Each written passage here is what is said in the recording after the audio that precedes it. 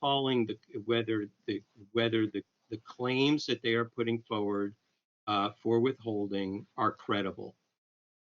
And if they're going to invoke this MOU under section Roman numeral 16J and can't answer any of the questions as to what it says in black and white, this is their defense. They brought the defense forward. They have to defend it. They have to show that this is credible. If they cannot answer the questions that I'm reading from the MOU itself, and they're invoking this, that is not credible. That is somebody that I would just say, is there somebody else who can answer this question? Do you know that the executive board has made this vote? No. Do you know who the general treasurer is? No. Do you know if any of these records are to be deemed by the FBI to be FBI records? The answer was no. They didn't know. I don't know. I don't know. I don't know. I don't know how else to describe not being knowledgeable as an answer of I don't know. Are you saying that they have to send all witnesses to any possible questions that we would ask them? If they are going to invoke withholding based upon, as they put forward their defense of this MOU, okay, and they can't answer any of the questions based upon the question of withholding, then there's no credibility. It can't be. Is the MOU then, can they not use the MOU? I mean, the MOU speaks for itself.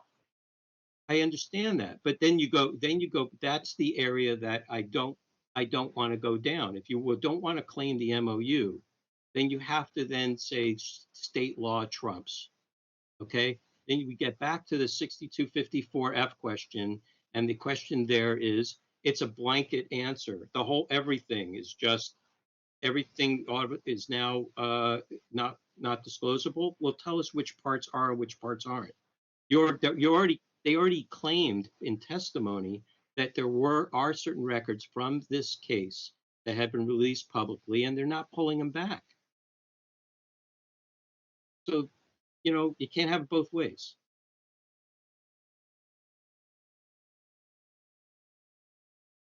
So that's why I'm putting in there not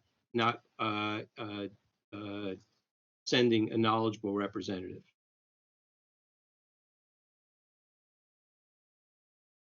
If you want to separate it out, I'm happy to separate it out. We can vote on it separately. If it sounds like we can move forward with the rest of it. Vicky, for me, I'd feel more comfortable if we separated it out, so we could at least get I behind. think I'm with Member Yankee on that. Okay, I'm happy to do that just to move this along. Member Wong, are you here? I think she ran to the restroom real fast.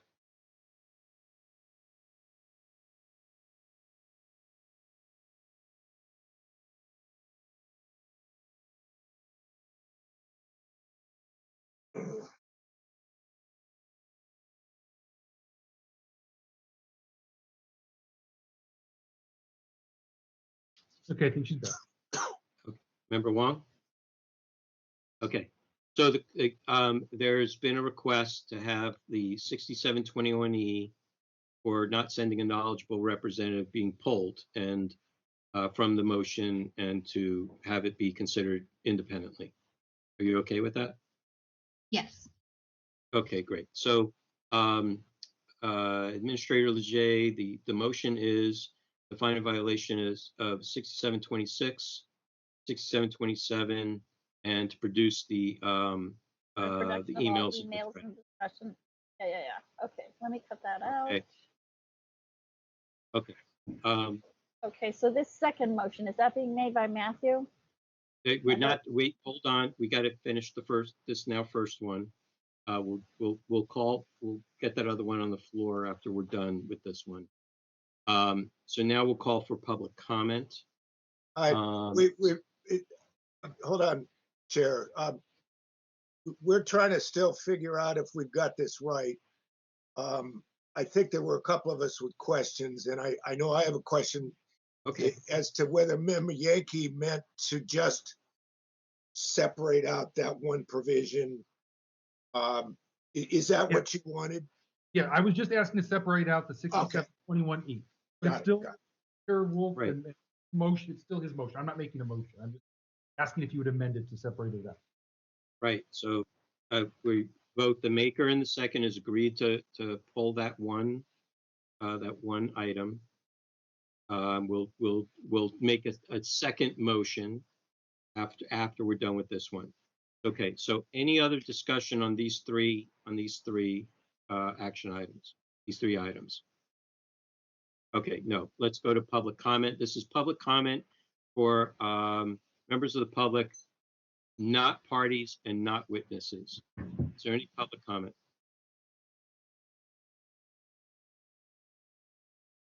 If you want to make public comment, please unmute yourself by pressing *6.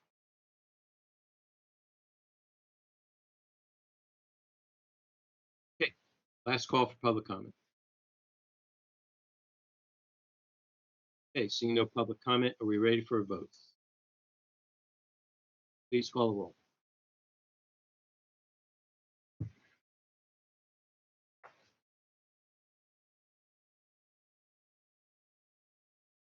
Chair Wolf, Aye.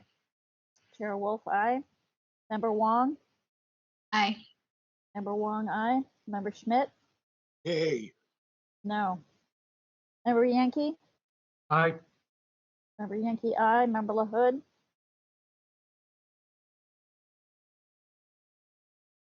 You're on mute. You're on mute. It won't unmute. there you are. Now we can Aye. hear you. Sorry, Aye, it got stuck. Aye. Aye.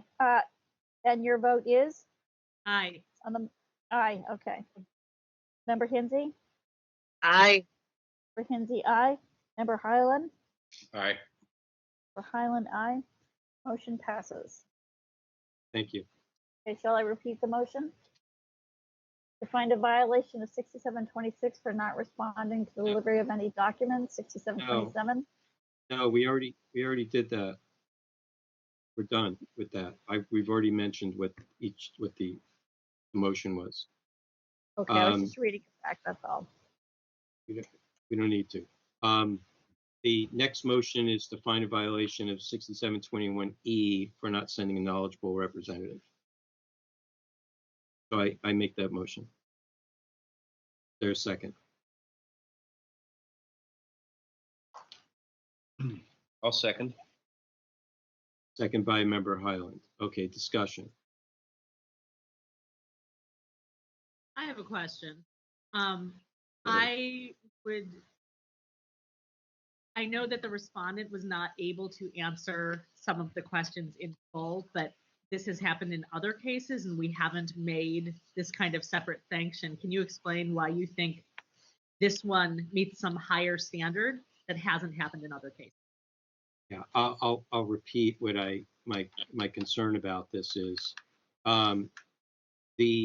It's one thing when a respondent or representative for the respondent appears and absolutely has zero knowledge about a question or about information that is being asked of them. It's another thing when a respondent invokes a citation of law or creates a defense that they're unable to defend and have no knowledge based upon any inquiries about that defense. They were the ones that brought it up. We didn't bring it up. They invoked it. So if you're going to bring something up in the course of a proceeding as your defense and you have no ability to defend it, then there's no credibility. So there's no knowledge and no credibility for bringing that up. And to this, through all the hour or so we've been through this, there still hasn't been any ability to answer that. And there are 3 sections in that particular area of the MOU. If we want to give credence to the MOU, now the petitioner says the MOU is subordinate to state law, and it could be even subordinate to the city charter, okay, with regards to, for that matter. So if we then take the MOU off the table, then the only thing left is the defense of 6254F. And if we wanted to claim 6254F as a ready defense, they provided no evidence of which parts of this of the records that are being requested are disclosable or not, because, and in addition, they've already testified that that there are records that have already been made public, and they didn't pull them back. So, you know, either you open up the whole investigation at that point, it's not either, then it's not really protected under 6254F, or give us a reason as to which part of 6254F and which records apply and don't apply. So either hold some and not others, but you can't have it both ways. And you can't just make a blanket statement. And we've been through this many times before. And so if they can actually, and this is some of the parts where we have asked to be able to see records in camera so that we can make that determination ourselves. And here's a different situation where already parts of that case have been released publicly. And again, they testified not that they were not pulling those records back. So that's my premise, my proposal for finding a violation of 6721E for not sending a knowledgeable representative. I didn't say he's not totally not knowledgeable. He did a great job, you know, providing the information and providing you know, the defense that he has. But with regards to making a case for the disclosure of these records, it's leaving me wanting more.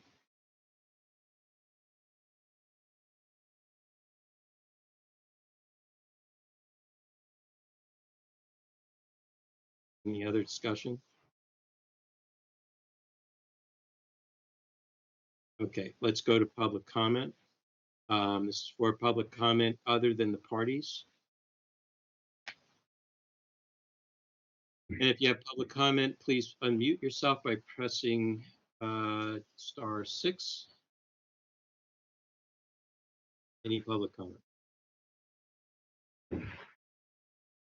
And last call for public comment.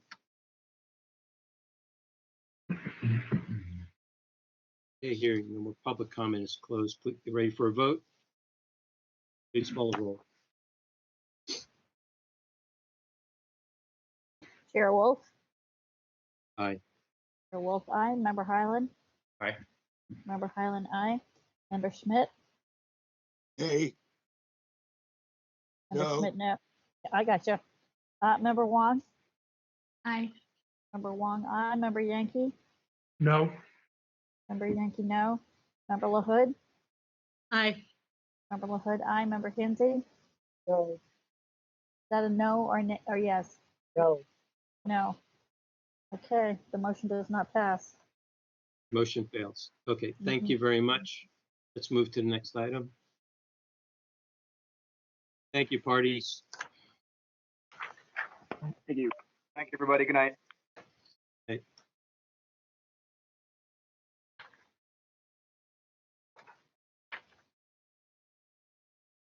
Item number 8, file number 19097, complaint filed by Anonymous against Muhammad Nuru, Jeremy Spitz, and Public Works for allegedly violating Administrative Code Section 6721, 26, and 27 by failing to respond to a public records request in a timely and/or complete manner, failing to keep withholding to a minimum, failing to keep redactions by footnote or other clear reference to justification, and failing to cite legal justification for withholding. Okay, complaint committee. I'm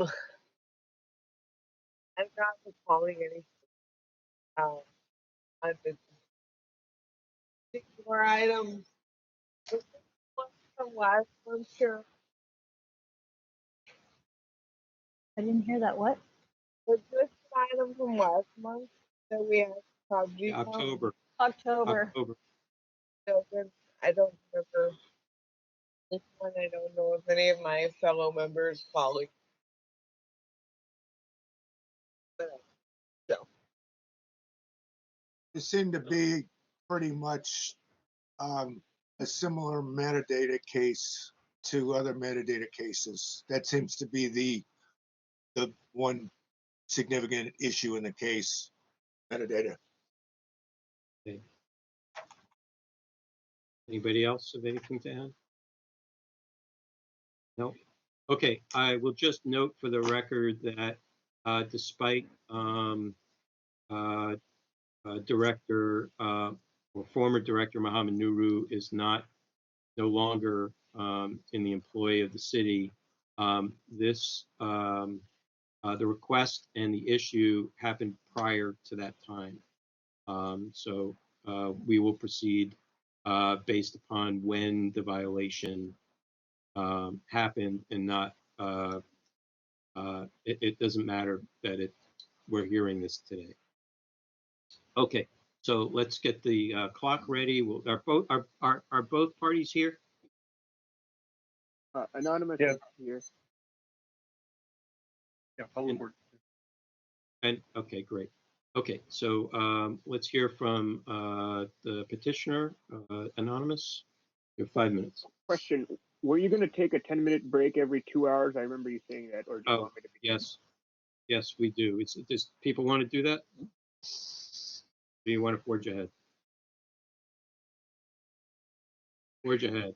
Okay, let's take a All break right. after this. We'll forge ahead. Okay. Go ahead, Anonymous.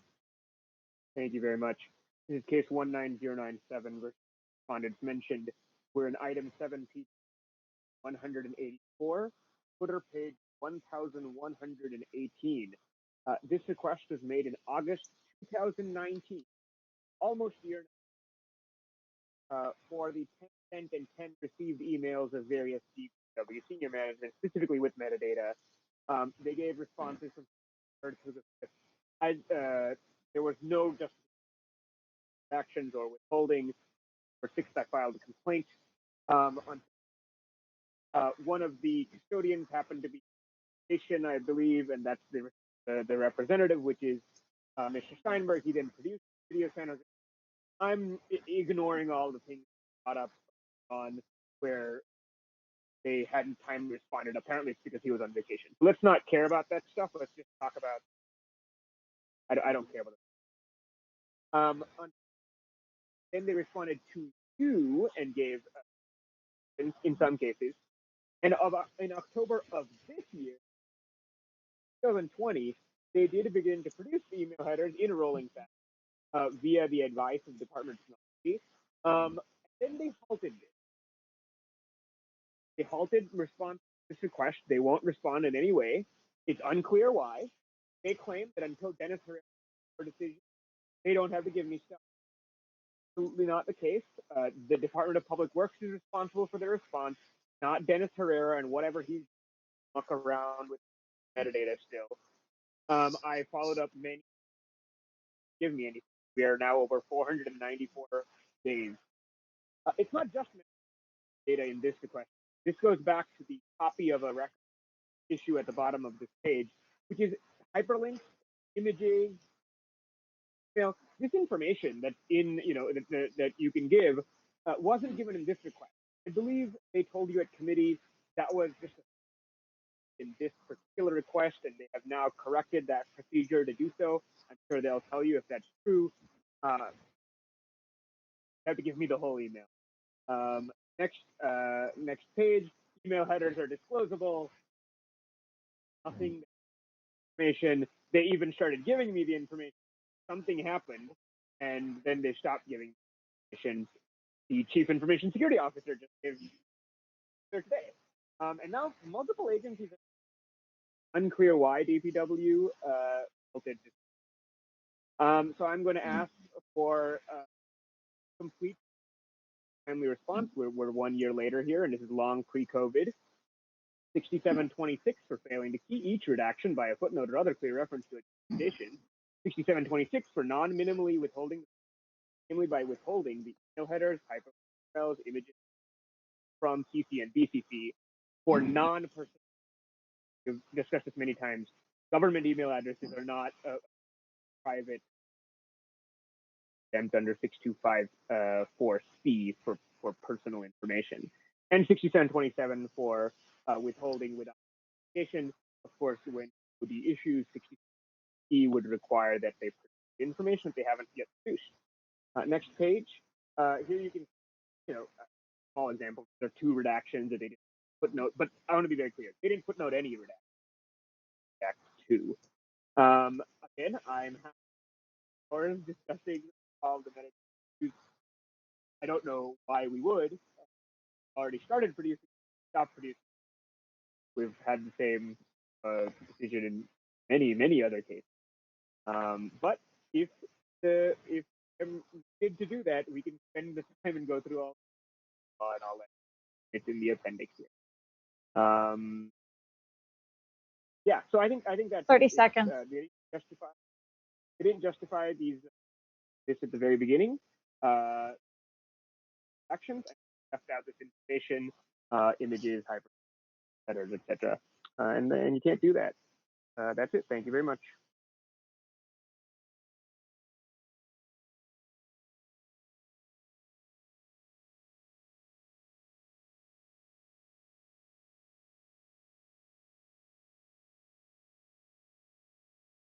I'm done. Can you guys still hear me? Yeah, I know. I heard you, but with some people, I think. Oh, I'm sorry. I was on mute. Sorry, I was on mute. Any persons or witnesses on behalf of the provide any facts or evidence on behalf of the petitioner? Okay, hearing none. Respondent, you have 5 minutes. Go ahead, Cheryl, do David. you want to give me a? Go ahead. Thank you. And can you give me 30 seconds, please? Hi, Chair Wolf and members of the task force. My name is David Steinberg. I'm custodian of record for San Francisco Public Works. In his December 22nd, 2020 letter to the task force, Anonymous again mischaracterizes our response to his request. The department responded to his request, which was received August 26, 2019, to the best of our ability, and closed the request on September 5th, 2019. At the time of the request, I was out of the country, so upon my return, we released the additional responsive records from my personal email on September. Anonymous says we're only allowed 24 days by the CPRA to fulfill his request, and we did so given the technical limits that exist at the time. As we have said for more than a year, Anonymous's request for specific email format that at the time was clearly not available or easy to generate. 6721L. We did not have the ability to redact the metadata to prevent security risks. Quite simply, we didn't know how to do it, and our IT group was unable to provide us with a method. In an October 1st, 2019 letter to Anonymous, the supervisor of records agreed and found that Public Works did not improperly hold records. You see that at pages P1143 to P1145 of your packet.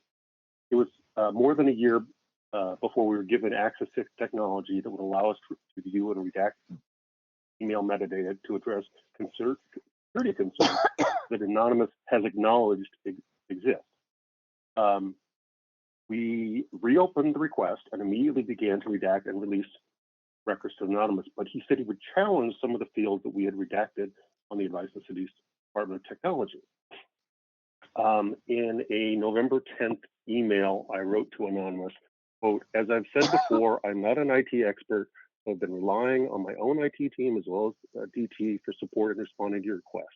I redacted information for the documents released to you based on guidance from DT, which provided me with a list of metadata fields that could be released without harming the security of the city's systems. The fields you note below are not on the green listed items identified by DT, and as such, I will follow the advice of DT as well as the city attorney's office and continue to redact them. He responded that same day saying, quote, I mean, I can't stop you from doing that, but I've argued to DT and will also argue before SOTF. Those specific items are not exempt under 625419, and if SOTF agrees, you'll have to reproduce the documents a third time. Those two emails are found on pages 1175 and 1174 of your packet. Downloading and redacting metadata is a time-consuming process, so rather than wasting an inordinate amount of time releasing records that Anonymous said he would challenge, we suspended our release of records until DT and the City Attorney's Office could provide us with a final green list of metadata fields that we're safe to release. We have not refused to give Anonymous the documents, and we have not closed out his request. The fact that we aren't producing the records as fast as Anonymous would like does not constitute a violation of the Sunshine Ordinance at this time. Anonymous has asked you to find a violation of 6221B for a timeliness violation, but that provision was suspended under the mayor's 5th supplemental proclamation, see page P1153 of your packet, meaning no violation can exist. According to the analysis provided to the task force by the City Attorney's Office, city departments must instead comply with the applicable requirements of the CPRA. Specifically, the city attorney writes that for all pending and future public requests during the emergency, a city must notify a requester whether responsive records exist, the basis for the agency's determination, and a date when the agency estimates it will be able to produce the records. You can see that on page P1157 and P1158 of your packet. We've complied with all of those requirements. For these reasons, we ask that you find no violation. Thank you.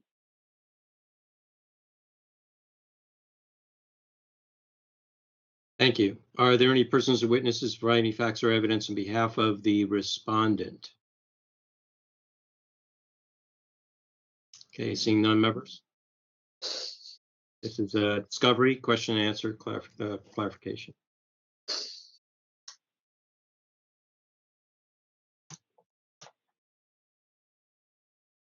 Respondent Dean Schmidt here.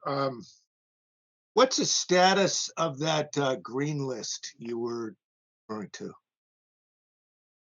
That's a very good question. I have repeatedly asked DT when it's going to be done. They gave me a draft one and said I could, rely on it to produce a couple records, which I did, as Anonymous noted. I will also note that he wrote to me and said, I disagree with some of these specifically, and he listed several that he said should be released. And I went back to DT and I asked them about it, and they responded, and they added a couple fields to the green list, but maintained that at least one of the items that he said he wanted released was a security risk. And I told him that, and that's when he sent me the note saying, do you really want to do it 3 times? And I completely agree with him. It's a waste of time, because when I started doing this, it took about 20 minutes to produce and redact one email file with metadata. I got it down to about 10 minutes with practice, but it still takes an awful lot of time. So I really don't want to. I do agree with him. It's a waste of time. So I'm waiting for them to tell me that this list is final. Given the fact that DT just produced, earlier today said that they produced things, I would think that they're pretty close, but with the holidays and everything else, I haven't heard back from them that it's good to go. I have continued to ask. As I said, we haven't closed the request. I'm perfectly happy to do it. Once someone told me how to do it, I started doing it immediately. But until such time as I know what we're supposed to do, I take it that I wait. The green list is categories, right? Yeah, they produced a sheet that listed the different metadata fields that are okay to use, like sender, date, whatever, and if it's not on that list, they say it constitutes a security risk. And again, I'm not the IT expert, so I'm just following their advice. Okay, so you go to the list, and anyone that's on the list is supposedly, quote, green. And then if it's not on the list, it's at least not yet green. Right, I Yeah. redacted it, and to Anonymous's previous points before the task force, he said that even if the information is a potential security risk, the name of the field, what you are redacting is not, and so that's the way we've done it. I've left in the name of that particular field, but I've redacted the information, and you can see that in his presentation that he. Okay, and so the green list is well, if you take everything that's not on the green list, are you saying that basically it's not on the green list as far as you know because it's a security risk? That is what DT told me. Yes. Okay. And and we're just talking about metadata here, right? We're not talking about anything else about a document. Correct. Okay. And do you know, like, can you just give me a rough number of like, what's the number of these green listed categories that you're allowed to produce at this point? Give me half a second. Find it Just for an you. estimate. Let's see.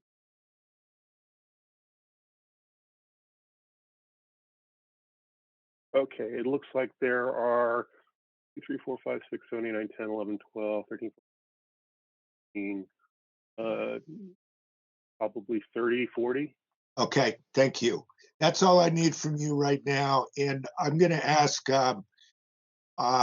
Anonymous, if that number corresponds, the 30 or 40 that are green listed, and tell me if it doesn't, but how many categories at this time? And I know it's been a long time, and I'm not asking you about the time that's passed, but at this time, how many other categories do you believe should be opened up to you and put on the green list? It depends on when he got that. They have written agreement with Linda Jarrell, the Chief Information Officer, the head of DT, that got everything I wanted. That was the earlier complaint you heard.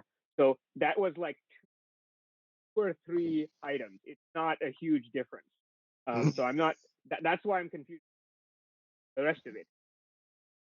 It's not like I'm asking them to read. Okay, so you're thinking that the agreement you have with technology would also pretty much satisfy you if it were put into place and used by the people at this department, correct? I can't say that without looking at the record. Reason they will say the same. In a Okay. particular record, it is possible that they will have to exempt more, right? Or that particular record something more disclosed. So I think neither of us can really. It's a blanket. You have to look at them. Okay. And the only reason that you're hearing that these categories might not be allowed or else they haven't been allowed is, quote, security risk, right? There is a specific legal exemption that they cited, not at the time they responded to my request, but now, which is Government Code 6254.19, which is that if a particular piece of information constitutes something that would provide a vulnerability about the system structure or I've forgotten what it is, that is an area. I completely agree with it. I was the one who told them that some of it was exempt under that. Okay. It's just so they're not making it. Okay. So you accept that it may apply in certain situations. That's correct. Exemption. Some fields Okay. are exempt. Got it. And if I could follow up on that.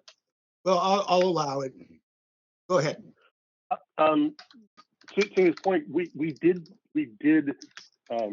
provide that justification on September 5th, 2019, when Jeremy Spitz closed request. And I don't know that we have it in the.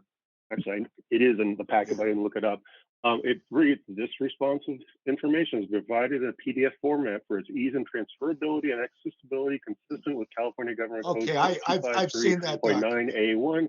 Metadata from any native format has not been blah, blah, blah. See California Government Code 6253.9F and 6254.19. So we did Okay, give the justification, got it. All right. despite what he said. Okay, great. Thank you. Yeah, And one last, I have one last question, but this one's for Anonymous, which is, are we talking about any issues which are parts of the email which are outside of what you call metadata, other aspects of an Yeah, email? absolutely. It's in the, Oh, no, the images. So everything here, well, I know there's a term of art metadata, but there are certain things that are interesting about an email that are not actually by definition metadata, but there are other things that are interesting. Does that? You're absolutely. Okay, that's all I'm asking you is when you're calling everything metadata here, are you sort of using a broad categorization that you're including those other things? No, not at all. And clear about that. And I'm sorry if I haven't communicated that. There's two separate issues. There's the email headers. That's the technical term, headers. Headers. And that includes everything from the subject line to the from line, but also the timestamp received an email for you. That's the issue we've been discussing 90% of the day. Yes. But there's the other issue, like images and emails, right? Like a hyperlink to this article. What happens right now, or at least at the time they were responding to this request, I think they told you at committee they've now changed this feature. But at the time they were responding to this request, when they would produce a PDF, and there's nothing wrong with that, you produce a PDF. PDFs can actually retain the headers if you want them to, but you can produce a PDF and it has a normal email. Someone says, hey, Chronicle, and the words SF Chronicle are hyperlinked by the author, and there's a URL. That information, that link that I would click on is a part of the public record. And that is that was not justified. I apologize if I haven't said that clearly. That information was not justified. They told you about it in their. Yeah. So I apologize if I. Thank you very much. That's it. That's all I needed at this time. No more questions right now. Anybody else? So I have a question, Mr. Steinberg. I mean, you cited the mayor's executive order as per in alignment with the governor's executive orders regarding public disclosure, but we're talking about disclosure here pre-pandemic, and I think Yeah. that's really at the heart here. So invoking that now, I can understand that if you were if you were claiming still at the pre-pandemic that the information is not going to be disclosable, and based upon the timeline that the petitioner here has provided, it's obvious it didn't get much of a response until after that pandemic started. So I'm not sure that I don't know. You have a response to that? Well, yeah, I mean, as I said, I'm just reading what the city attorney's office prepared for you. Their analysis said that for all pending and future public records requests, that those deadlines do not apply. It's pretty plain language, which means there can't be a violation for timeliness until the pandemic's over. As I said, we reopened the case once we had the ability to actually redact the metadata. But what about this is something. But what about not being responsive at all until the pandemic began? Well, we were responsive. We gave him everything that he asked for to the degree that we were able. We did not have the ability, period, at that time to produce and redact metadata. been saying it for a year, and it wasn't until after the October complaint hearing that where they asked him, can you two work together, and he can Anonymous, can you help explain to him how to do it? And instead, he just sent me an email saying, talk to DT, because again, I was relying on our IT folks. Member Schmidt asked us about this at the complaint hearing. I'm not an IT guy. I asked, how do I do it? And they said, we don't know anyway. Let's research it. And they came back and said, nope, don't know how to do it. So but you have a whole Department of Technology that represents and provides services for the entire city. Why weren't they engaged at the time? As someone from DT told me today when I called up because I couldn't get access to a form, they are not allowed to deal with other departments because we're not under their rubric. We have to go through our IT department, and if there's something that they can't figure out, they go to DT, and sometimes they'll put us together.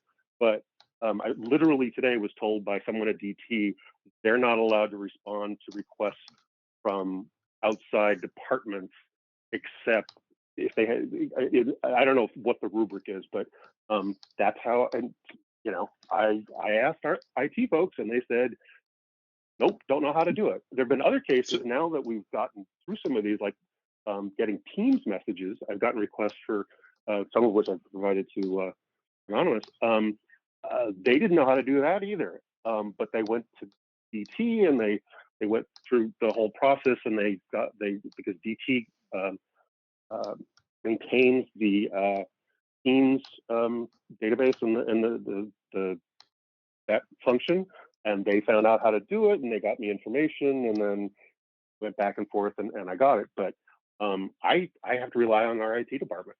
That's all I can do. Oh, okay, but that's the point I'm trying to make is if your IT department says that they don't know, you have an entire Department of Technology that serves the entire city that does have those answers. Why didn't they just call them at that time? My understanding was that they did, but I don't. I mean, that's what they're supposed to do. I don't know. Right. I can't tell you for sure, but.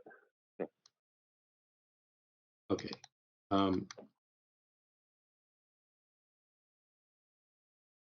Any other questions at this time, folks? Yeah. Real quick Vice question. Chair. I know we're coming up in our 30 minutes here. Mr. Steinberg, are you withholding anything at this point that's not metadata related? I'm asking for things like hyperlinks, images, to, from. Is all that at this point been turned over?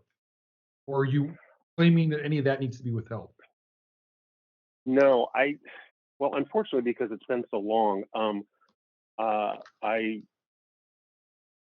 as Anonymous noted, we previously used Adobe PDF Maker or whatever, and when you redact something, it does remove the hyperlinks, or did remove the hyperlinks.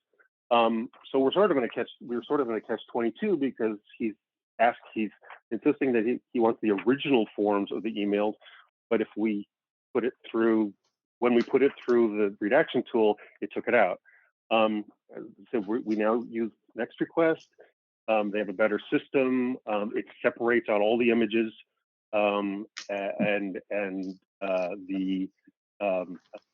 it puts them in a component. So instead of giving you one PDF as an email, it gives you a text file with the text, and it gives you like 5 image files, which are all our logo.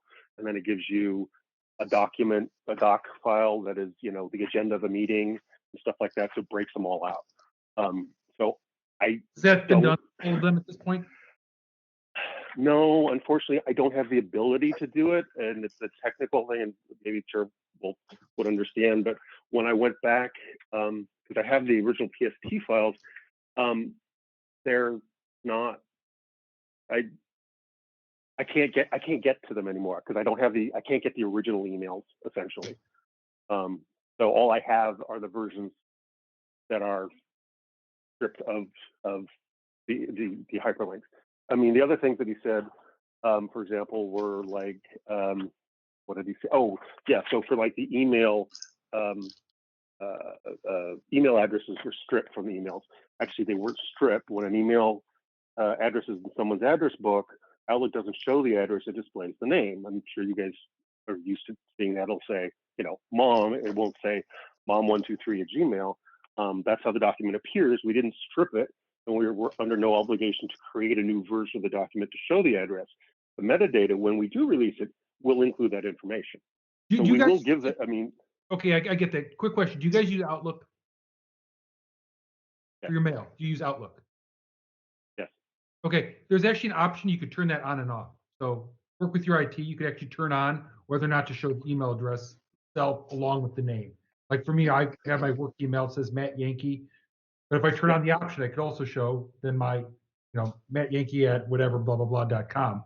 Right? You could turn that on. So you might want to talk to your IT folks about that, so that's okay. not. I don't know whether that would be fine for mine, but I don't know if the PSTs that I get from a different account would have that. I don't know if I can adjust that for a file, someone else's file that I get, but I can find out. But as I said, we will be producing. Right. My point. We will be producing the email addresses when we'll get them when we get the metadata. Okay. But all right, I'm done for now. I have a question for Anonymous. On page 1118, PDF 184. Yes. I just want to go through your chronology here. So Yeah. August 23rd, 2019, and then the number 2, number 3, number 4, number 5. Is that all from 2019? That's correct. And I do want to correct something. They did give me a response. I don't want them to get whatever you find. I want it to be correct. They did respond, like I said here, on September 3rd. So they did respond. Okay. All right. So and that is 2019. Okay, because the question that I have for you then is regards to your statement at the bottom of this particular box, where it says there's no legal citation for DPW to indefinitely hold this request based upon the city attorney says so. Okay, when did you receive that statement? The statement that they were holding, and he has put it in the record, was received December 9th, 2020. And it is somewhere in the record. He has entered it to the record. And what I think I want to be very clear. 24 days, the CPRA requirement that they have 24 days to consult about what is or is closable from the date of your request. Days plus 14-day extension. What they're arguing, just because of the COVID rules, they can now kind of take as long as they want. Yes, that's their argument. But what I'm arguing was violated. 24 days after August 23rd, when they hadn't given everything, which is long before that the order went into. They're arguing, well, timeliness is just not allowed to be found. I think that's what they're arguing. What I'm arguing is they had 24 days to determine what their response was, and now saying more advice allows them to continue to hold for just however long they say. Like they could tell you right. Be hard to, 2 emails a week or something like that, and they could tell you something. Not telling you because I think the COVID order doesn't require them to have any time limit to when they give me this. So I'm a little confused. And both of you guys are saying that they have a maximum of 24 days. Okay. And that's with regards to the CPRA. But the Sunshine Ordinance has the enhancement of providing it to be shorter, to provide more expediency. And we only allow up to 10 days. for Is that a for question to me? I for can tell you why I think yeah. it's 24. Okay. I think that, again, if I win, I want to win on what is a basis. And I think that the CRA and the Sunshine Ordinance says after 10 days, you're still allowed 14-day extension advice from other agencies. And I don't think the Sunshine Ordinance abrogates that requirement of government by a free seat. By virtue of the ordinance being able to provide more expediency, that is what 6721B is about. It's within to provide, they must provide, well, that's justification. They must provide as soon as possible within 10 days following receipt of the request, the record, and comply with such request. Well, we did that. Yeah, okay, but I'm just questioning why the 24 days keeps coming up. The 24 days is not part of the sunshine. If we didn't have a sunshine ordinance and the CPRA applies, then okay, fine. But the sunshine ordinance did away with that additional 14 days to create more expediency as allowed by the CPRA. My response to that is the CRA, however, has not by the purported order by the mayor. So the 24-day requirement. Are you talking about under the COVID rules or pre-pandemic? Exactly. So what I'm saying is that they're citing COVID rules allows them just kind of take however long they want. But what they do have to decide 24 days, even under CPRA, is whether the information is disclosable or not. But as you saw in that thread, they aren't really determining that because they still have some advice they need to get. So if they told me right now, then that would be within the 24. That makes any sense. Now, here's my concern, sir. Sunshine Task Force, and frankly, the entire city under Sunshine, and in its training and understanding, going back to 2005, is that under 6721B, a custodian must provide the records within 10 days following a request. Period. That is what we hold to be true. Okay? For the 14 days additional that is provided for under the CPRA, because the CPRA trumps the Sunshine Ordinance only in certain respects, that the Sunshine Ordinance does not provide additional efficiency and expediency, more transparency. That it's kind of like a reverse law. The Sunshine Ordinance can have more power to provide more expediency and more transparency than what the CPRA offers. So that's what the ordinance has done by removing that additional 14 days to create more expediency. So as far as I'm concerned, pre-pandemic, okay, because even under the pandemic rules, if they're going to do away with the timeliness part, then that's a non-issue. We're talking about a case that goes back to 2019. Okay, now we're talking about receiving information on a rolling basis that now has rolled into the pandemic. So now we're under a different set of rules during the pandemic. We have to make a determination based upon which part. Are we making a determination based upon what happened in 2019 when the request was made and the records were not produced? Or are we making determination based upon what's happening in 2020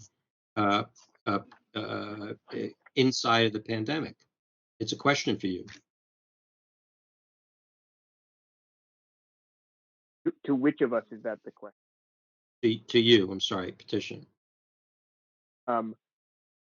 My position is that up until the day that the made that order, they hadn't given me the full complete that day, that was an incomplete and untimely response, even if now, under 601021B, even if now I don't concede it, but if they argue and you agree that the mayor has this right on, then still the requirement would apply. Does that, am I making my position clear? And you should probably ask them. That would not be what I'm saying here. That's my No, position. no, Okay. no. It's actually the onus is on you because you filed the complaint. Okay. We want to know, based upon your complaint, are you filing Okay. a complaint based upon issues pre-pandemic or during pandemic? Absolutely pre-pandemic. As of the date I filed the complaint, that is when. Yes. Okay, we have to know what scope the complaint is based upon.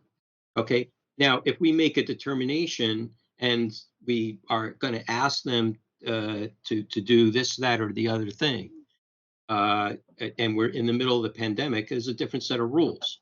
We're providing that information. We're trying to adjudicate this, from the point of where the violation happened, not what's happening today, per se. I mean, even if they were invoking a rolling basis, and you're receiving records all the way through March, and then now we have the emergency orders in place as of March, and then the rules change on how they get delivered. Well, that's just the rules. The rules have changed. Okay, but by the same token, violations or compliance is changed during that time. So thank you for clarifying that. For the members here, the complaint is wholly scoped pre-pandemic, going back to when the original complaint was made and moving forward to that time of that time. Okay, so just so we're clear, what we're being asked to review is when the violation had happened, if they're alleged violation. Okay, all right. Thank you for clarifying that. Okay, any other questions? Okay, should we move to rebuttals? Okay, let's do rebuttals. Okay, Mr. Steinberg, you have 3 minutes for rebuttal. Thank you. Cheryl, if you give me 30 seconds.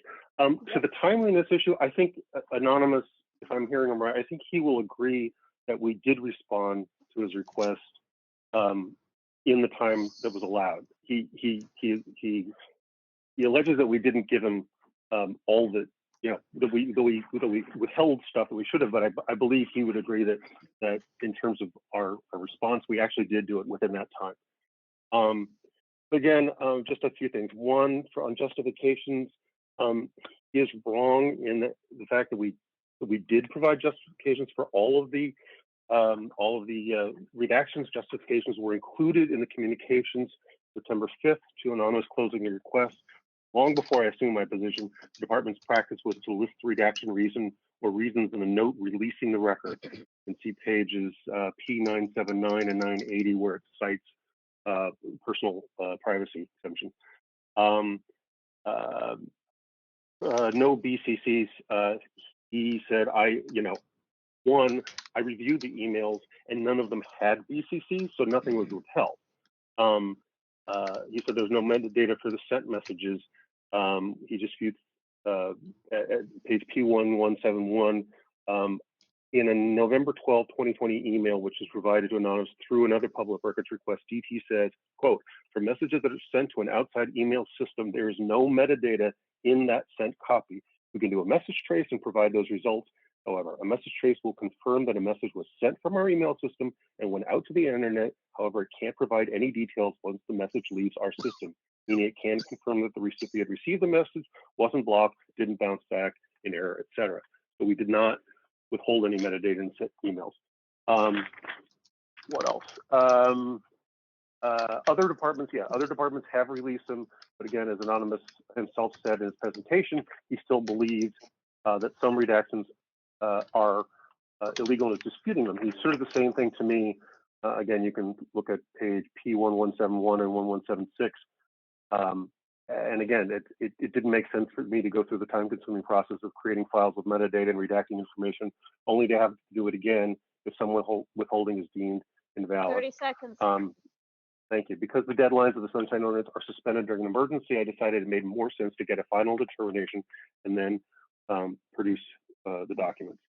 You know, I think one of the issues here, as I said, I'm not an IT person. I try to figure it out. Part of the problem, quite honestly, is that there's no comprehensive instruction given on how to be a custodian of records. We learn much of what we know over time. That's one of the reasons I helped organize the Custodians of Record Working Group soon after I assumed this position. I posed the question, what one thing do you wish someone had told you when you first started that job? And so, you know, we're doing the best we can. Thank you.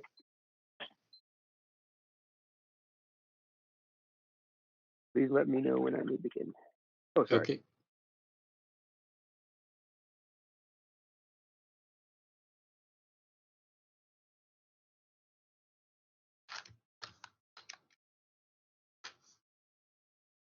Go ahead, Anonymous. Thank you. I think the chair made the point better than I did. The question is, at the time of the complaint, what had they produced? That's what matters. And you're right. Now, even whatever happens, they may still take 5 years if you do, you know, if they give me anything at all. But at the time of the complaint, they had not given. I have in the presentation. Their response later on to this task force does give some of that information, hyperlinks, images, and they explain that. I also want to make a point. This is not about David Stein personally, how great he is of a custodian record or not. But he's not even a respondent, because the person who responded was a different person, Jeremy Spitz. And the fact that they have now corrected that doesn't change the time of the complaint, the time of the response. They had withheld information that they shouldn't have, and they accepted that. I do want to make one final point. They argued that because the tool didn't exist, except whenever I made the request, that information was therefore not. That's not what you have ever held, not just but even like video cases. Just because you don't have a tool that makes it possible to do it doesn't make the information disclosable. You will rule that it's disclosable, and they'll go get the tool. But I also find formats, they have never given me and they're right, you know, whatever. If they don't want to give me that form under 1021L, they're not going to. It's about the information in the record. The record, as from Sierra Club versus Orange County, it's the computer database itself is the public. Like in that case, Orange County gave just PDF copies and said, well, that's all we have to give, and the rest of it is not really a public record. But that's not acceptable. The database, the thing that's retained by the government, is the public record. I can go back through all of this over again. So I'm just going to ask, fine, they don't want timeliness because of COVID, whatever. 6726 for non-minimal withholding, and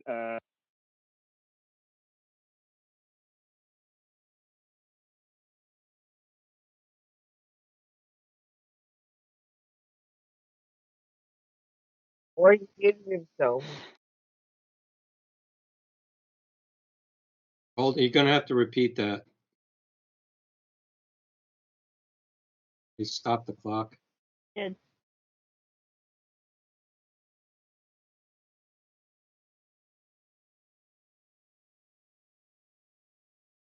here, this is Waynant. Is anyone still here? Yes, Yeah, we're what happened here. to you? We thought we lost you. I'll just repeat my last two sentences. I'll just ask for 6 for non-minimal withholding if they don't want the time, but they do need to give me the information. Thank you. Thank you. Just a clarification, Anonymous. We lost you during the whole section where you were Oh, on the what you were requesting for finding a violation. okay. I'll start back there. I will ask for 726 violation, non-minimal withholding. They're arguing now 21B is valid. Let's not even rather stick with the thing I care about.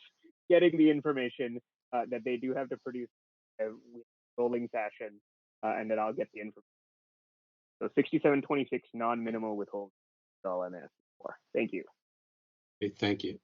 Okay, members, time to deliberate, create a motion, if there is one.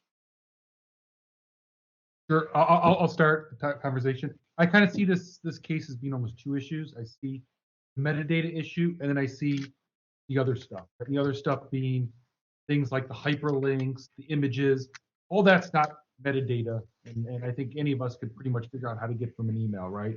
I don't see an excuse for why that wasn't given months and months ago, pre-COVID, right? I think there is a 6726 violation for that. I just think we should have figured out a way. I think Anonymous stated that just because someone didn't know how to do it doesn't excuse it, it's still disclosable, right? The metadata issue I know has been a more ongoing type of thing. I think obviously we heard a case, earlier tonight, talking about where, they've been going back and forth with the Department of Technology to figure out what is and is not a security risk and everything. So, where I'm starting to come from on this is I do think there's a violation on the non-metadata that weren't disclosed months ago. And then I would probably like to see some type of order that they collaborate with Department of Technology to finalize and turn over the metadata portion within X amount of days. That's kind of where I'm thinking. Interested to hear everyone else thinks.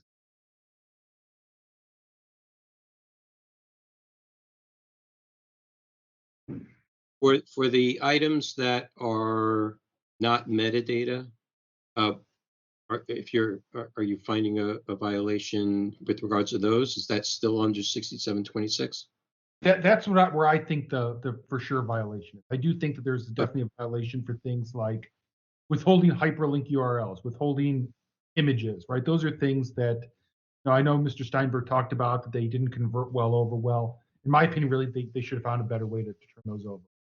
The fact that an image didn't convert well through some type of thing isn't an excuse to not turn it over for a year, right? That should have happened. So I do Are see you finding a violation for that?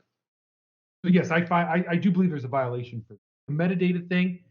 It's unfortunate it's taken this long, but I know that it's been an ongoing back and forth with Department of Technology about what is and is not a security risk. And it sounds, in fact, that's part of why I made that motion earlier tonight for Department of Technology to finally give a fact sheet, us to use and for other departments to use. So they have this guidance, right? So I'm not sure it's unfortunate, but I'm not sure I find, the Department of Public Works necessarily responsible for the fact turning metadata over, because obviously it sounds like just till maybe the last few weeks, the Department of Technology really come up with a solid list of what is and is not a security risk. And so I'd like to see that. I'd like to see, future compliance quickly based on that list of things. But okay, at the same time, I just think now find a violation of 6726. Okay, so I'm asking for those items that are not metadata.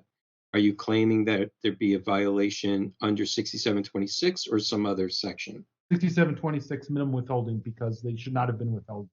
Okay, Yes. Gotcha. Okay, just want to get clarity on that. Yes. Okay.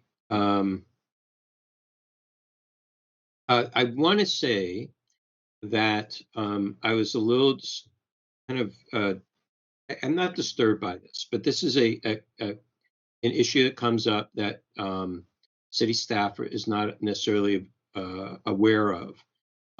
Lots of times, there is retention policies regarding emails per se, and that information is being asked for with regards to emails may not exist anymore, or what have you. The task force has been brought to task some years back in a case of Wooding versus San Francisco Rec and Park Department with regards to emails that were deleted. And in that case, they were deleted on purpose to hide a paper trail.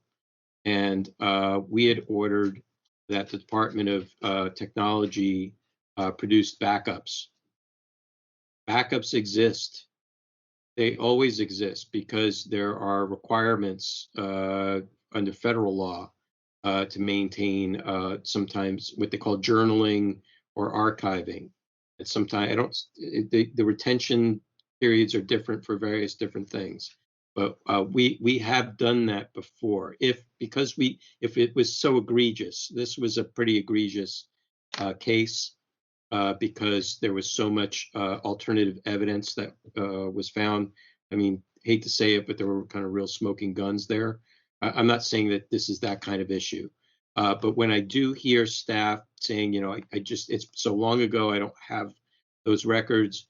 If there is interest, those backups may exist if there is interest in going to what we used to call Iron Mountain, which used to be a big storage space that the city used to store hard copy. They want to go down that road. I just wanted to mention that for everybody's advocation. Okay, any other deliberation? Are we ready for a motion? Okay, is there a motion? Okay, I'll go.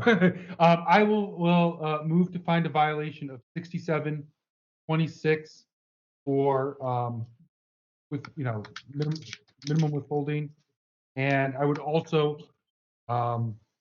order the Department of Public Works to collaborate with Department of Technology to turn over the remainder of metadata issues within the next, I don't know what would be a good amount of time for this, 60 days perhaps, which will, to then make sure that compliance and amendments make sure that occurs.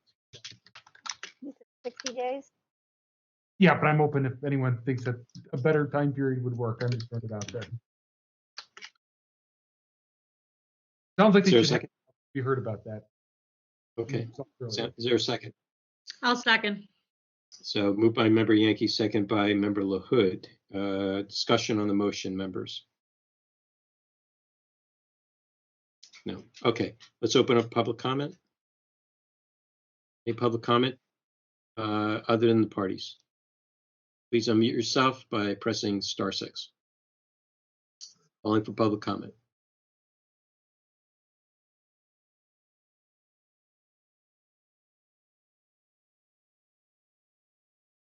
Last call for public comment. Okay, hearing no public comment, are we ready for a vote? This is Mr. Chair. I know I'm a party to this, so I'm not making a public comment. But can I raise an issue for your point of information? We don't usually allow it at this juncture. It's if it's meant to change to change the motion, we won't allow it. I mean, if you feel that, let me just say it this way: if you don't agree with the decision that we make, we have a reconsideration process, like an appeals process, that you can invoke. Yeah, no, I understand that. I would not be making a comment to disagree with the decision, but to inform you about how long it'll actually take to get done. Wait. Before you say that, if you're going to make that, then I have to give the other party equal time, and I'm not inclined to do that. Okay. Okay. Here's the thing, Ms. Steinberg. What's going to happen here is that after this, whatever happens with this motion, if it gets approved, it will go to the Compliance and Amendments Committee. Okay. That would be, they will monitor it based upon that time. If you are having difficulty or there are issues related to keeping with that time frame, you can do it in that venue, and then they can bring it back to the task force or make recommendations at that time. Thank you for that clarification. I appreciate that. Okay, great. Okay, are we ready for a vote? A public comment? Public comment I already called public comment. Please call the roll.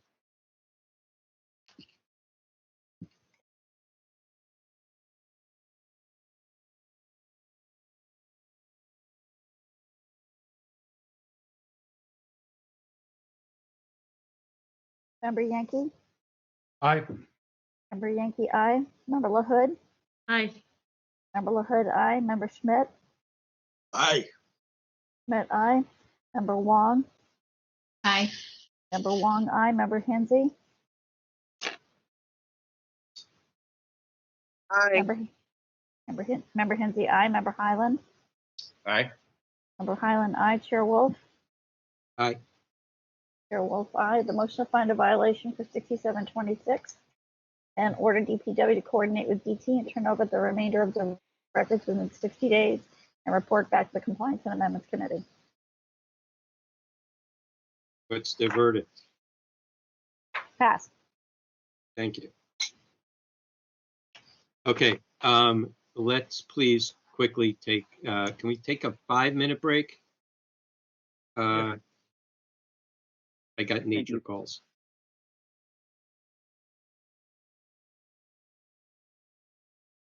Nine 44. Thank you. Please mute and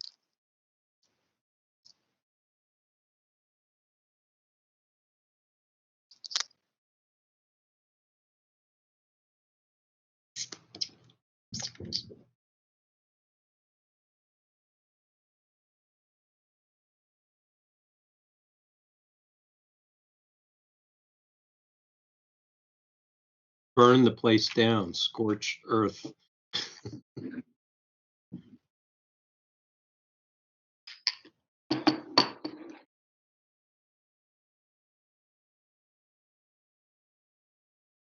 think they're on Pennsylvania now. Oh, right, that's right. I thought they moved it to Maryland and Virginia, the government offices there. I think they're back in the Capitol. I mean, I think they're on talking about the votes on Pennsylvania. They're trying to overturn Pennsylvania. That's what he They means. go alphabetically, so they made their way alphabetically. Now they're on Pennsylvania.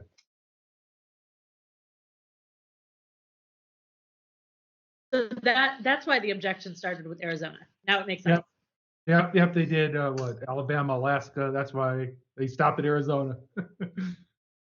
You want a fun party trick? I can say all 50 states in alphabetical order in under 25 seconds. But I won't waste our time for another day.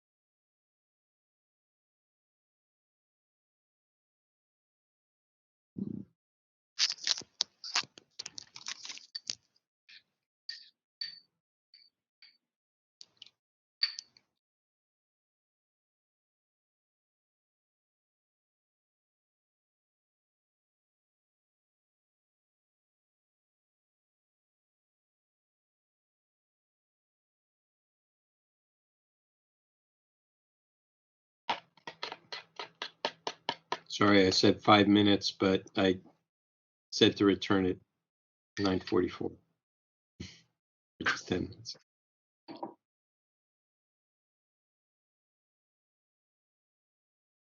And sorry, I don't mind you watching me eat. or complete manner. Failing Okay, let's go. Back on the record. Everybody here? Thank you. Thank you, everybody. Okay. Last everyone item, here? yeah. Okay, ready for the last item? Let's go. All right. Item number 9, file number 19120. Complaint filed by anonymous against the office of the city attorney for allegedly violating administrative code, section 6721BC, 26, 27, by failing to respond to a public records request in a timely or complete manner, failing to keep withholding to a minimum, failing to keep redactions by footnote or other clear reference to justification, failing to cite legal justification for withholding, and failing to provide a written statement of nature, form, existence, and quantity of records. Okay. Complaint committee. This was heard on September 15th.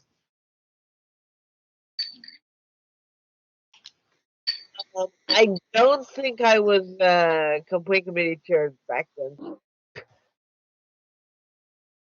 Was I? I might have been. Yeah.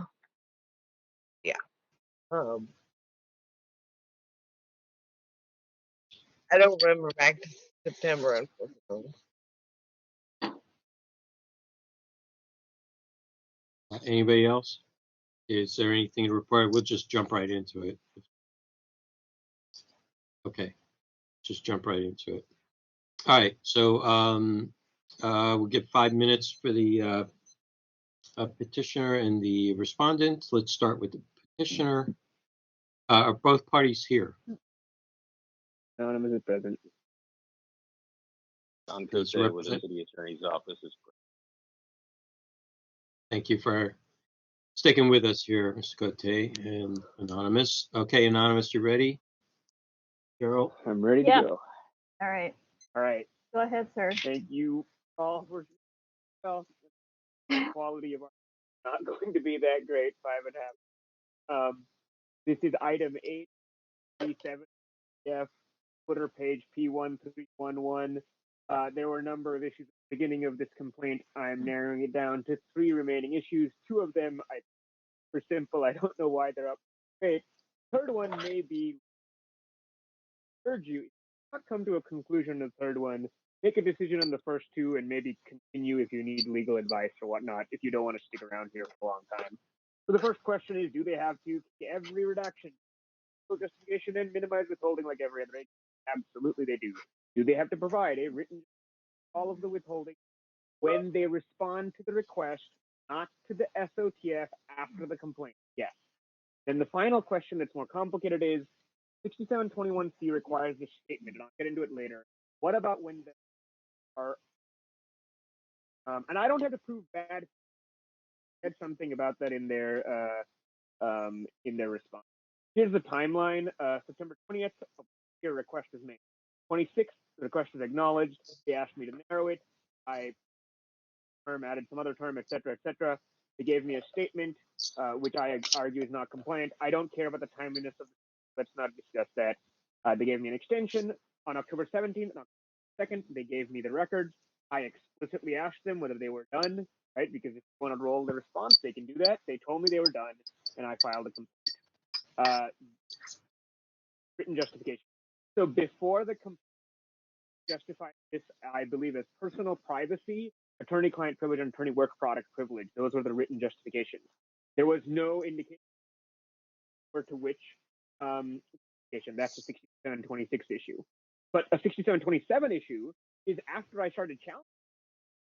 Because, of course, they hadn't told me which redactions are which justification, they created more justifications. Official information,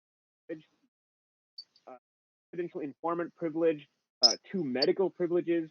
And at this point, as of the day I filed this presentation, and of course at the original day of the complaint, there was no key for the redaction. I've asked them, they won't. There's also an interesting evidence code 40. There are 2 different exemptions. You held this in Stephen Malloy versus Department of Human Resources. They had to tell which exemption, like there's two exemptions, which one applies, unless they're claiming both. And one of those is a balancing test. The DCA memo is very clear that they did not state all of the legal holding along with their production, but then they inserted it in this task force. And their argument is, well, it's a large production, so they held. You have never held the Fine Arts Museum multiple tens of thousands of pages. They produce spreadsheets of every single redaction. The rate of the rolling response and give me what they can. What they can't do is just not justify redaction, not justify the withholding. And if you remember back to this, why does it matter that they have to go through and justify while they're redacting? Because if they don't do that, we don't really know whether they really had a legal justify to redact that information. Next page. You can see the redactions that aren't keyed. But the interesting thing is the statement of records. The question is, 61C requires you to provide this statement, whether or not they argue that when the content is exempt, it is it's privileged. The number of privileged records. My argument is no, and their cases don't say that the number of privileged records is itself privileged. I believe that normal court cases you could produce a privilege log. I'm not saying they have to produce a log here, but the notion that a privilege log is not itself privileged is analogous to what I'm asking, right? One of the court cases they cite, St. Croix, tells you how many privileged records there were. If that information was privileged, why would we know that number? And I think this is pretty important because it is a big difference between they're withholding 300 records and one record. And I don't think really because the content of a record that the number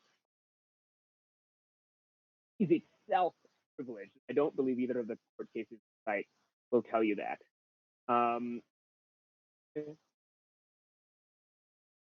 Also, they gave me 20, of which I think 1,500 pages is just copies of Board of Supervisors agendas over and over and over again. There's election pamphlets in there.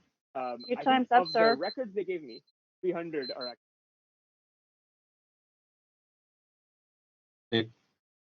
Thank you. Are there any persons or witnesses providing facts or evidence on behalf of the petitioner? Before we continue, can I ask everyone on the call to mute, please?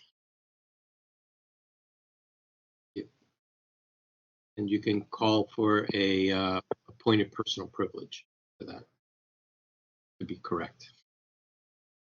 It's called point of personal privilege. If there's a problem in the room that causes a disruption, you can do that. Okay.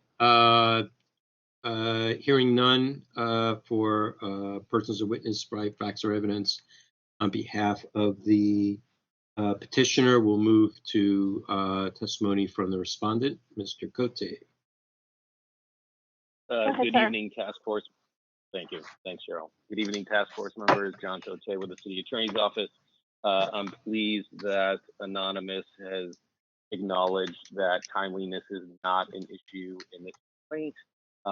That being said, I think a little context is warranted in this situation. So this particular request involved asking 16 different employees across the office to produce records containing any of 4 keywords that this requester provided regarding the recently deceased public defender, Jeff Adachi.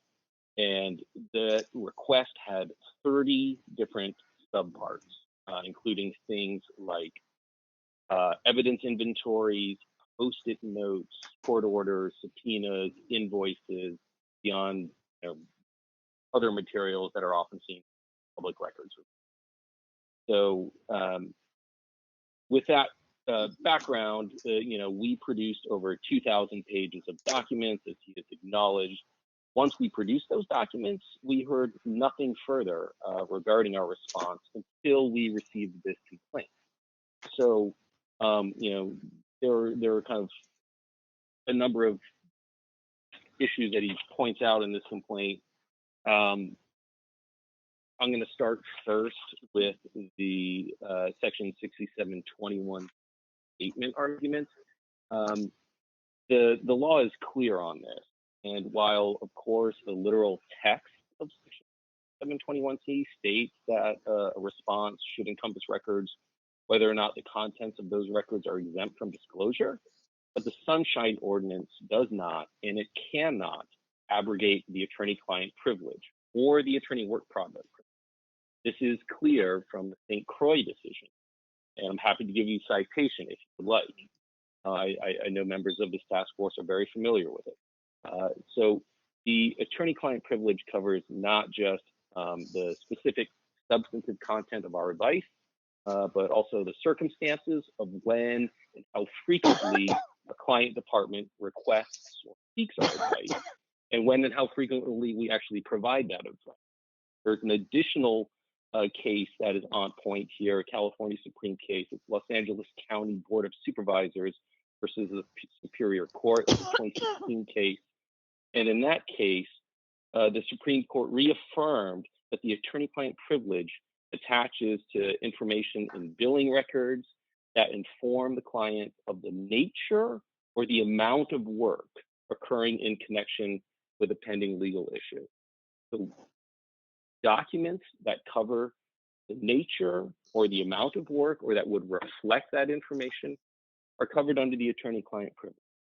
Now, the complainant here references the St. Croix case and says that, that it mentioned that there were 24 privileged records.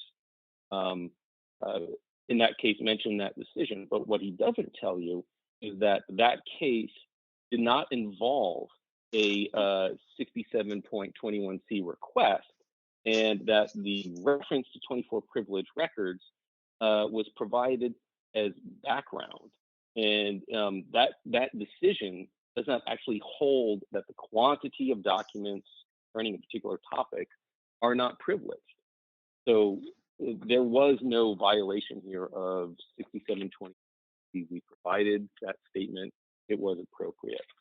To the issue of redaction. Now, as I had indicated, there were over 2,000 records produced here. They were complex in nature. And as you will see from the response that we provided in writing to this task force back on, so I'm trying to get the date for you. It was November 26th of 2019. It is page 1635 of your packet. We provided detailed responses explaining why the redactions were warranted. Now, if Anonymous had asked for clarification, prior to filing a complaint in this issue, we would have gladly provided this in. He did not.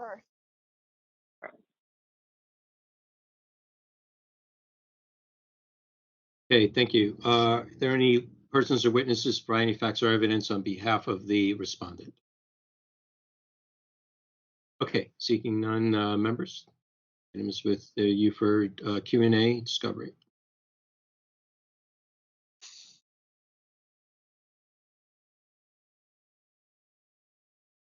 I have a question for both parties. First to Anonymous.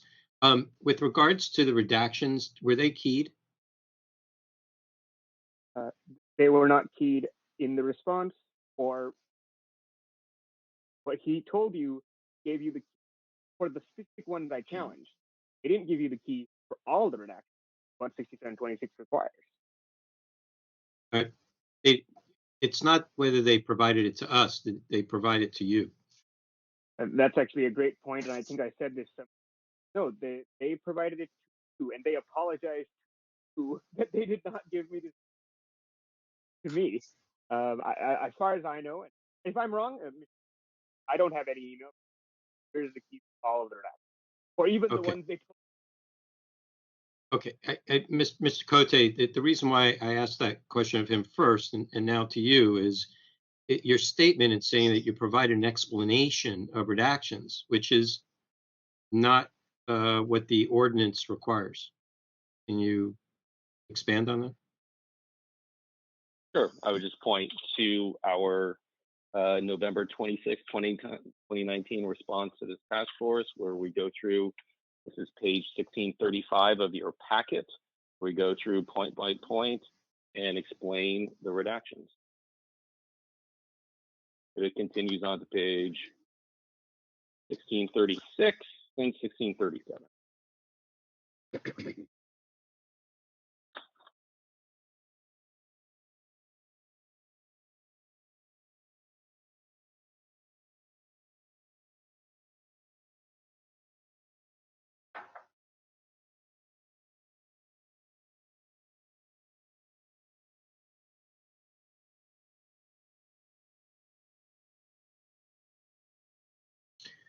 Okay, but that's not.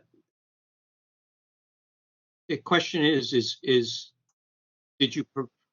It's the question I posed to the petitioner. Did you provide a key of the redactions when you made them?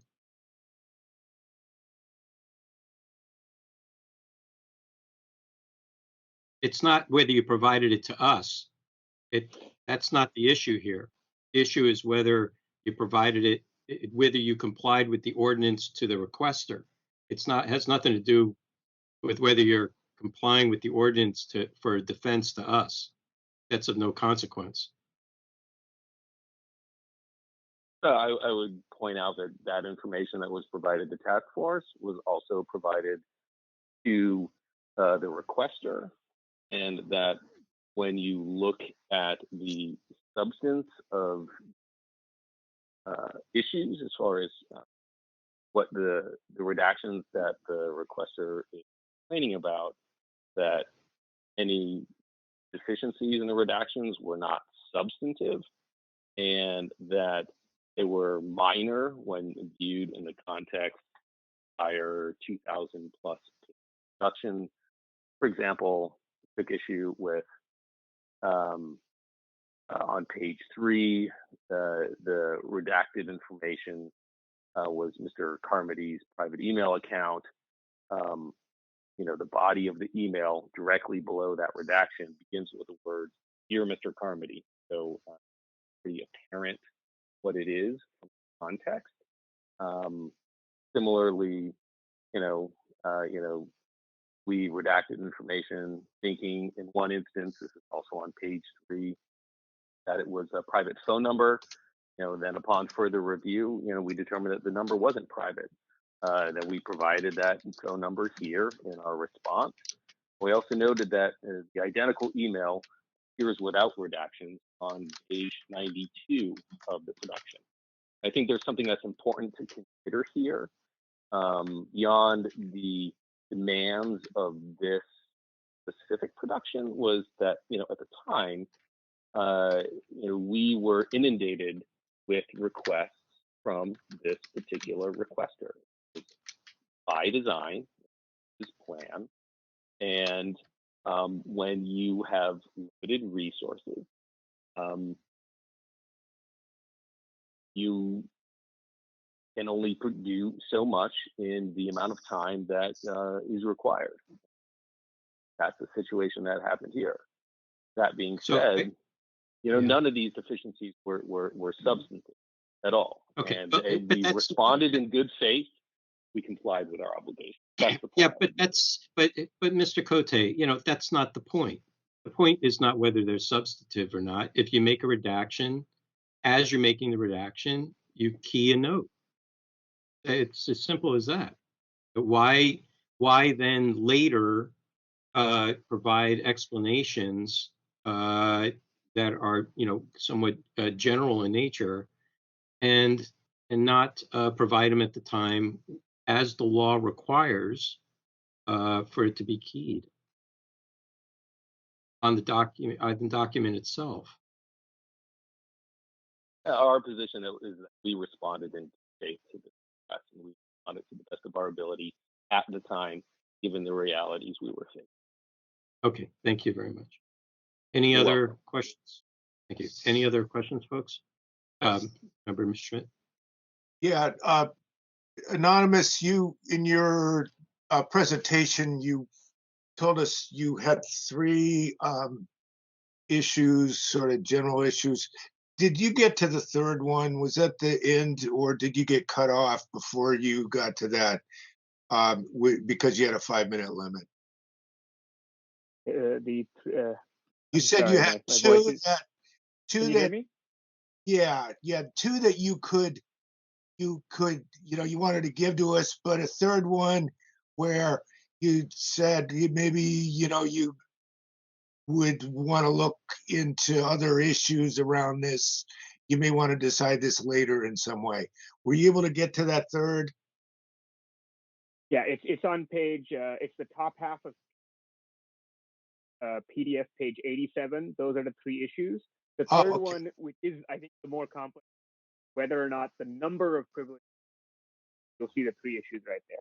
Okay, so it's the number is that third issue, the number of pages. That's correct. Thank you. That's all I was trying to get clarification on.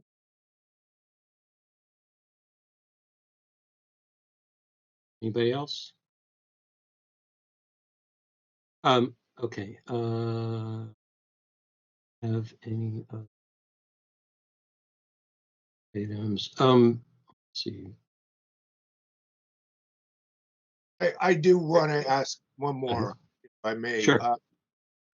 Just looking at 1311, to the question of anonymous, do you have any kind of legal authority that you may have located with regard to this page number issue and whether those would be protected by privilege? My argument is actually the cases they cite. At those cases, I think they are oddly seeing those, right? Those cases, and I believe they're in the record here, and I have quotations from them there. They exempt, says the first case you cite, St. Croix, as you know, it's about, I believe, the Ethics Commission doing something with the SOTF. They held correct. I agree with him. Abrogate the attorney-client privilege, and the content of those records are exempt. That's Croix. I agree with him. I did not. If I did, I'm wrong. But I don't believe in this presentation. It even says the distinction made. That you'll see that distinction on page.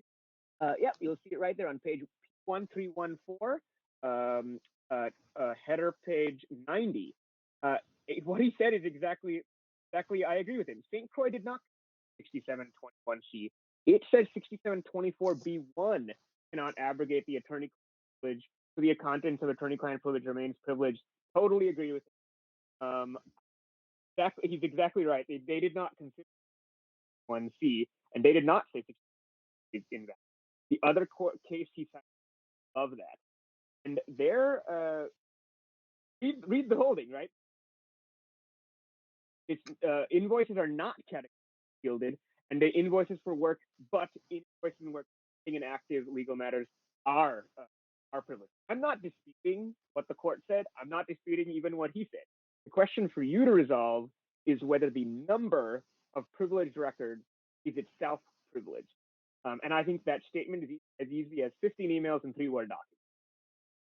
I think you mentioned, Member Schmidt, in the last, this was a Stephen Malloy case, the DHR just blanked out all information. And you said that, no, you can give some information that still wouldn't implicate the. And I think the same thing applies. Okay, thank you.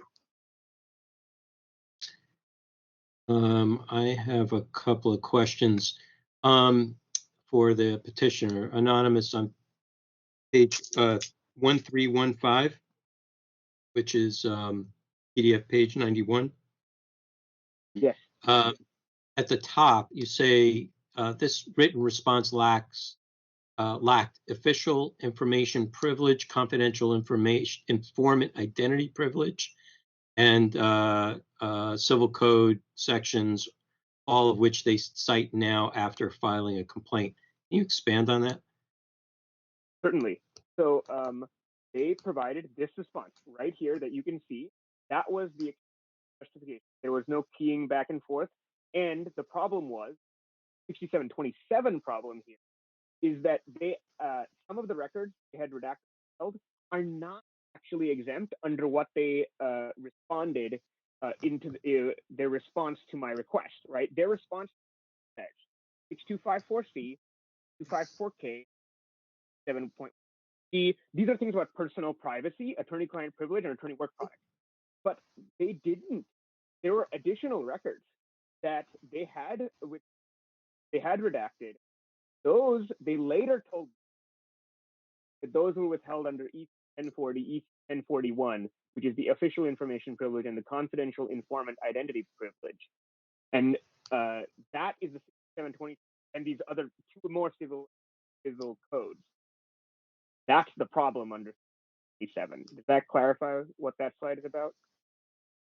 Yeah, I think so. So basically, it's they didn't cite it at the time of the request and withheld it, but then cited it later. When they cited it to you. They never sent me that response. Yeah. Let me finish. After Okay. you submitted the complaint. That's exactly right. They gave me this response, filed a complaint. Then they sent a letter to you telling you that they apologize for these other reasons for withholding information. Okay. And the second question I have.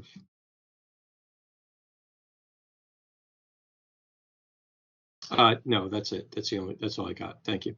All right, members, anything else for Q&A, discovery at all? Okay, great. Should we move to rebuttals? Okay, let's do that. So respondent, Mr. Cote, you have 3 minutes for rebuttal. Thank you, Chair Wolf. Specifically to Member Schmidt's question, I would point you to the case that I cited earlier, which is the Los Angeles County Board of Supervisors versus Superior Court, when we're talking about the issue of the number of whether the revealing the number of documents. And in that case, Supreme Court reaffirmed that the attorney-client privilege attaches to information in billing records that, and I'm quoting from the ruling here, that, quote, informs the client of the nature or amount of work occurring in connection with a pending legal issue. Okay. So disclosing the number of privilege records, giving a number, reflects the nature or amount of work in the same way that a billing record. So if you just follow this to its logical conclusion that,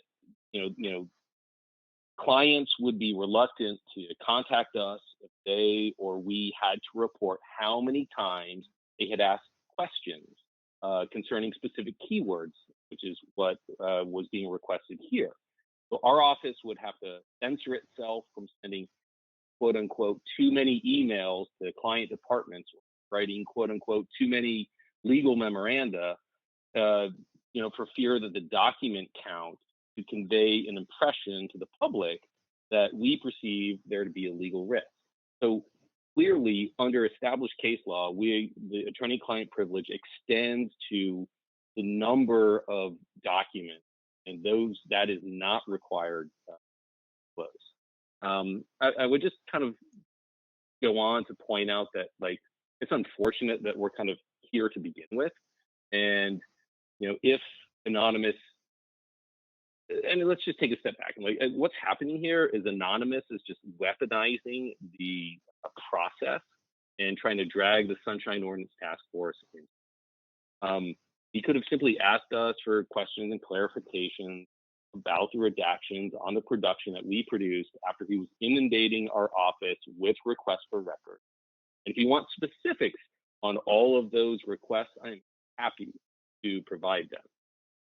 But instead he didn't. What he did was then file a complaint, and here we are.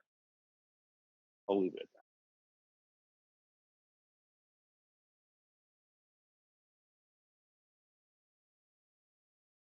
that. Okay, thank you. And Petitioner Anonymous, you have 3 minutes.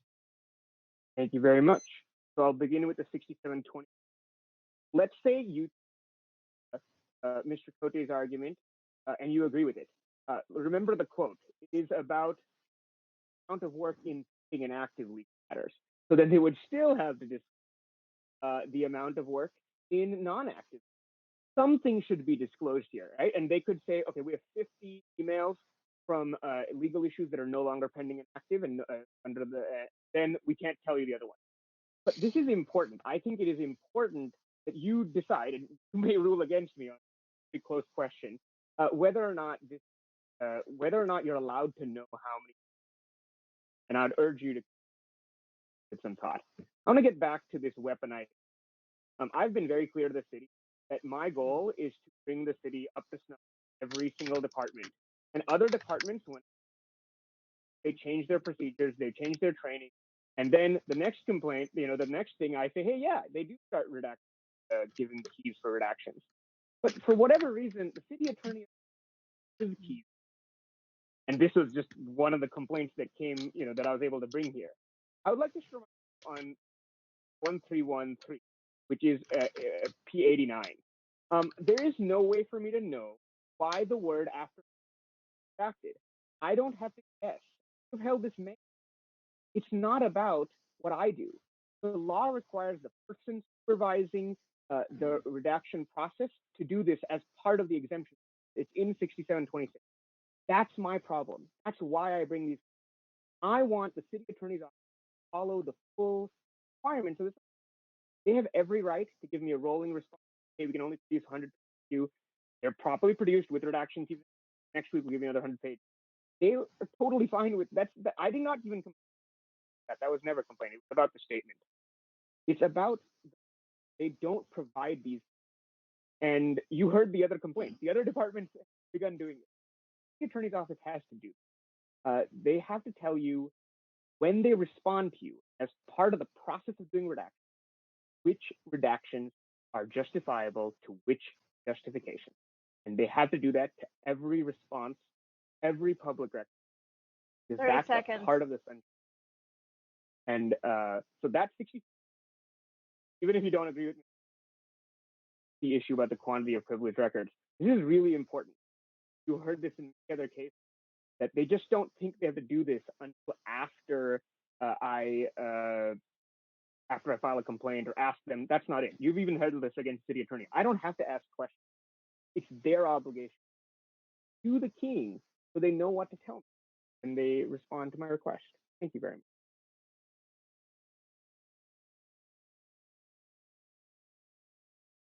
Okay, members, deliberate, and there's something to take action on. Make a motion.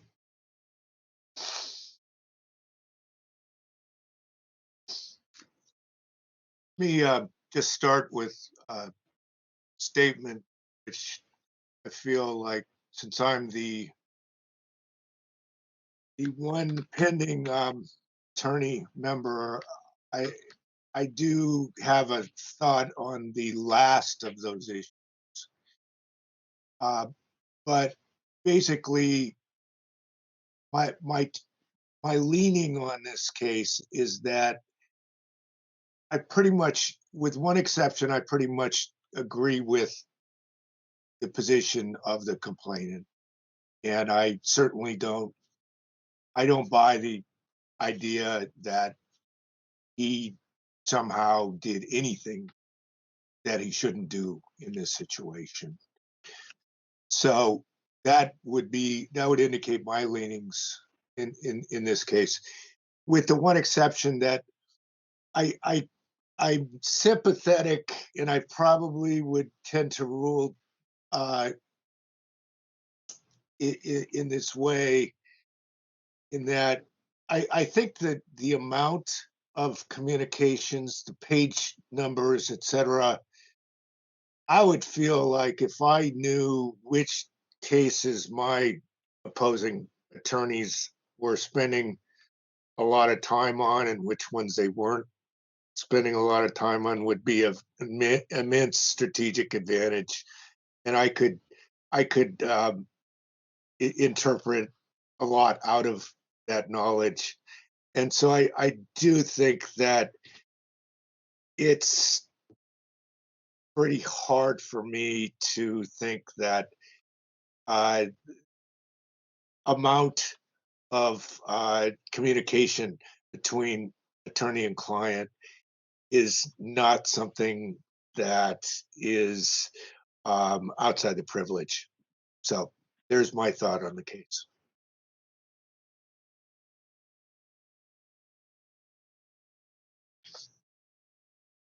Any other discussion? I'll say I'm kind of where Member Schmidt is. Member Lloyd? Yeah, I have a comment about what was, I think, sort of a tacked on comment, but I just want to say this on behalf of the task force. And, you know, I think we try to be dispassionate about upholding the Sunshine Ordinance. We don't care why people are making requests or filing complaints. We're here to make sure that the ordinance is applied fairly on behalf of members of the public. At the same time, I think, of course, we can be sympathetic to city employees about how much work this creates for them. We get it. And we support their efforts to reduce the amount of work by cooperating with people who make requests and even taking assistance from the task force. But I think it's important to remember that when people are asking for information, we're not saying, why are you asking? Or is this a worthy request? And in that sense, I don't think it's fair to, I think we need to recognize that all members of the public have a right to ask for this information. And I just think it's important to say that. Okay. Anything else? Or got any thoughts about forming a motion or not?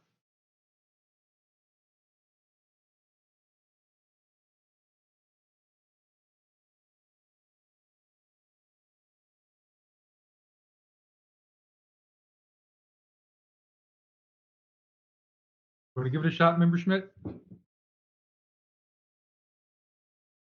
Yeah, sure. I think that as you can see, that I would make the motion based on the first two grounds, which are that we find violations in terms of the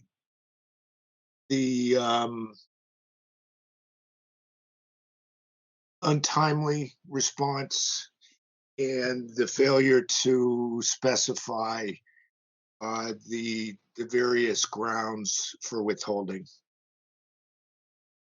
So 6727 or 6726? Yeah, that sounds good to me. Those numbers sound good to me. I'd just go based on, pretty much down the line with the way that the request was made by Anonymous on those two aspects, not the aspect not included in the motion, which is the time records or the page numbers And then the records. keyed redaction. So it looks like the first two is 6726 and 6727. Yes, 26 and 27. Exactly. Both of those. Or I'll second that. Okay, so but it'd be good to give a little narrative as to why 26 and why 27, just for it so it's in the order of determination. Sure. Right. I'll suggest some. Go ahead. Right. We'll do this jointly. Sure. Okay, I would say 6726 for not keying every redaction, and 6727 for not providing a complete list of written justification to the complainant in the initial response. Okay. Precisely. Okay. So, Member Schmidt, you move that, Yes. and Vice Chair Yankee, you're seconding this. Sure. Yes. Okay, great. Okay, so the motion on the floor, the fine violation is 6726 for not keying redactions, and 6727 for not providing justification for those, correct? I think you meant a complete justification. I thought that was part of the argument that some of them were provided. They weren't provided in the initial response. Right. Initial response. Folks, the discussion is with us, please. If you have concerns about that, then let's have the conversation. It's between us, so please. So 6726 for non-minimal withholding based upon not keying for not keying the reactions, and 6727 for not providing written justification. Is that correct? That's correct. Okay. Okay. Members, any other discussion? Okay, let's go to public comment. This is a public comment for members of the public other than the parties or the witnesses.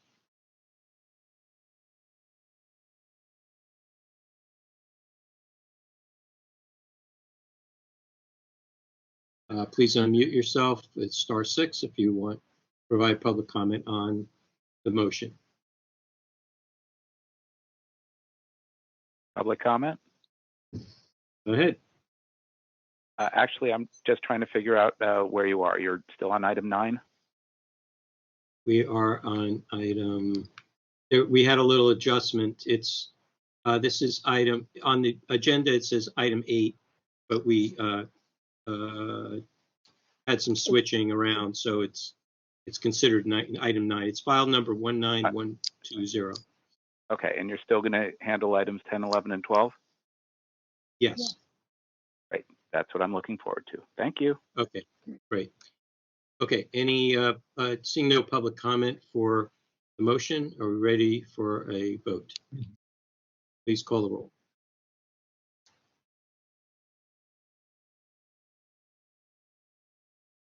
Member Schmidt? Aye. Schmidt, aye. Member Yankee? Aye. Member Yankee, aye. Member Wong? Aye. Member 1, aye. Member LaHood? Aye. Member LaHood, aye. Member Hinsey? Aye. Member Hinsey, aye. Member Highland? Aye. Member Highland, aye. Chair Wolf? Aye. Chair Wolf, aye. The motion to find a violation of 6726 for not keying redactions and 6727 for not providing written justifications has passed. Sure. Okay, thank you. Member Highland here. After you read the next item, can you try muting? Because I think it's your channel that's providing all this feedback or the static. All right. That's really bad right now. Okay. Okay, please call the next item, and thank you parties for hanging in there so late. Let's call the next item.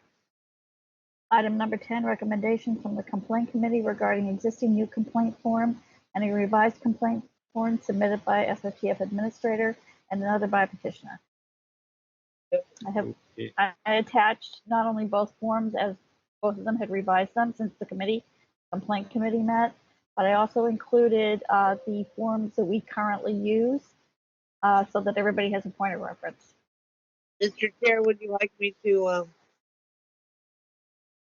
It's all yours. So, as a little background, I'll keep this very brief. We had Anonymous submit a